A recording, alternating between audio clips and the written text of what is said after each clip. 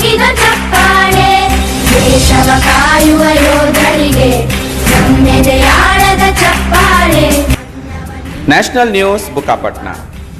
ಗುರುವಿನ ವಿದ್ಯಾದಾನದ ಋಣ ತೀರಿಸಲಾಗದು, ಭಾರ ಕಡಿಮೆ ಮಾಡಿಕೊಳ್ಳಬಹುದಷ್ಟೇ. ಶ್ರೀಯುತ ಸತ್ಯನಾರಾಯಣರವರು. ವಿದ್ಯೆ ಕಲಿಸಿದ ಗುರುವಿನ ಋಣ ತೀರಿಸಲಾಗದು, ಆದರೆ ವಿದ್ಯಾದಾನ ಮಾಡಿದ ಶಾಲೆಯ ಋಣ ನಮ್ಮ ಮೇಲೆ ಇರುತ್ತದೆ, ಅದರ ಭಾರವನ್ನು ಕಡಿಮೆ ಮಾಡಿಕೊಳ್ಳಬಹುದಷ್ಟೇ ಎಂದು ಸತ್ಯನಾರಾಯಣರವರು ತಿಳಿಸಿದರು.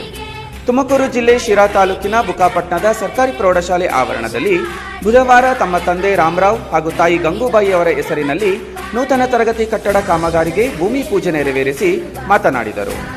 ಕಟ್ಟಡ ಹಾಗಾಗಿ ವಿದ್ಯಾರ್ಥಿಗಳು ಹೆಚ್ಚಿನ ಸಂಸ್ಕಾರವಂತರಾಗಿ ಸಮಾಜಕ್ಕೆ ಕಾಣಿಕೆ ನೀಡುವ ಕೆಲಸ ಮಾಡಬೇಕು, ಉತ್ತಮ ಪ್ರಜ್ಞಾವಂತ ನಾಗರಿಕರಾಗಿ ದೇಶದ ಅಭಿವೃದ್ಧಿಗೆ ಶ್ರಮಿಸಬೇಕು, ನಿಮ್ಮಲ್ಲಿ ಉತ್ತಮ ಇಂಜಿನಿಯರ್, ಡಾಕ್ಟರ್, ವಿಜ್ಞಾನಿಗಳು, IAS, IPS ಅಧಿಕಾರಿಗಳಾಗಿ ದೇಶದ ಉನ್ನತಿಗೆ ಕಾಣಿಕೆ ನೀಡುವ ಜನರು ಹೊಮ್ಮಲಿ ಎಂದು ಸತ್ಯನಾರಾಯಣರವರು ತಿಳಿಸಿದರು.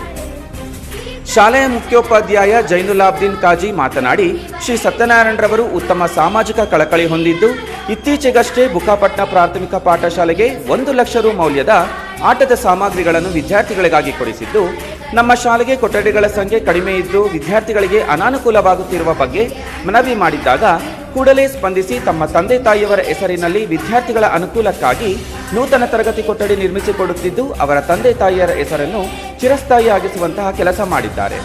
ಅವರ ಜನಪದ ಕಾಳಜಿಗೆ ತಮ್ಮ ತುಂಬು ಹೃದಯದ ಧನ್ಯವಾದಗಳು. ಸರ್ಕಾರಿ ಶಾಲೆಗಳು ಎಂದರೆ ಮೂಗು ಮುರಿಯುವ ಪ್ರಸ್ತುತ ಸಮಾಜದಲ್ಲಿ ಬಡ ಮಕ್ಕಳ ವಿದ್ಯಾಭ್ಯಾಸಕ್ಕಾಗಿ ಹೆಚ್ಚಿನ ಅನುದಾನ ನೀಡಿ ಶಾಲೆ ಉನ್ನತೀಕರಣಕ್ಕೆ ಸಹಕಾರ ನೀಡುತ್ತಿರುವ ಸತ್ಯನಾರಾಯಣರವರಿಗೆ ಜನ ಬೆಂಬಲ ಸಿಗಲಿ ಮತ್ತು ಉನ್ನತ ಅಧಿಕಾರಿಗಳು ಅವರನ್ನರಸಲಿ ಬರಲಿ ಎಂದರು.